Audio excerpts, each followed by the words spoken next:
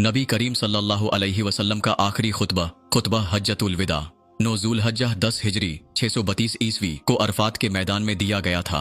ये खुतबा इस्लामी तालीमात का खुलासा है और इंसानियत के लिए एक अजीम मंशूर है। इस खुतबे के 15 अहम निकात दर्ज झील हैं।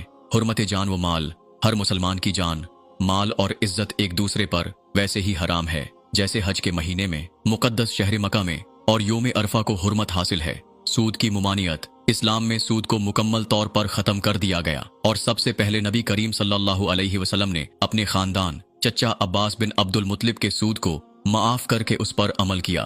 खून के बदले खून, इंतकाम की मुमानियत, जाहलियत के कत्ल व गारत के तरीके खत्म कर दिए गए और सबसे पहले नबी करीम सल्लल्लाहु अलैहि वसल्लम ने अपने खानदान हजरत रबिया बिन हारिस के खून का बदले को मुआफ किया। शैतान के हरबों से बचाओ।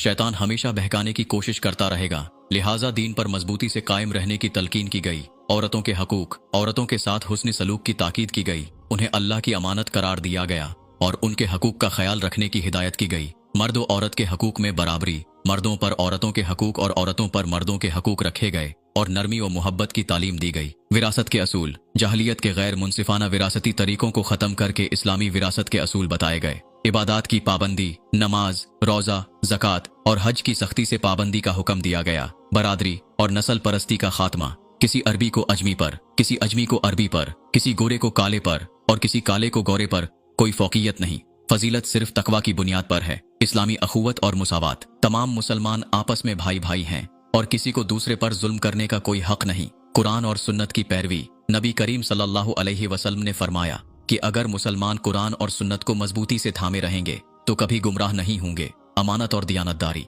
मुसलमानों को दयानतदार रहने और अमानतों को सही तरीके से अदा करने की हिदायत की गई। बदकारी और बदउनवानी से इज्तनाब, जिना और दीगर गुनाहों से बचने की ताकीद की गई और उन्हें सख्ती से हराम करार दिया गया। उम्मत के इत्तेहाद पर जोर, फिरका वारियत और गरवाबंदी को खत्म करने और उम्मत मुसलमा को एक जिस्म की मानंद बनाने की हिदायत की गई। हज्जतुल विदा के बाद कोई नया नबी नहीं। नबी करीम सल्लल्लाहु अलैहि वसल्लम ने फरमाया कि उनके बाद कोई नबी नहीं आएगा, इसलिए दीनी इस्लाम को मजबूती से थामे रखना होगा। आखिर में नबी करीम सल्लल्लाहु अलैहि वसल्लम ने फरमाया कि तुमसे मेरे मुतालिक पूछा जाएगा तो बताओ तुम क्या कहोगे। सहाबा कराम ने अर्ज किया कि हम गवाही देते हैं कि आपने पैगाम पहुंचा दिया, अमानत अदा कर दी और खैर खाही फरमा दी। इस पर नबी करीम सल्लल्लाहु अलैहि वसल्लम ने फरमाया कि ए अल्लाह गवाह रहना, ए अल्लाह गवाह रहना, ए अल्लाह गवाह रहना।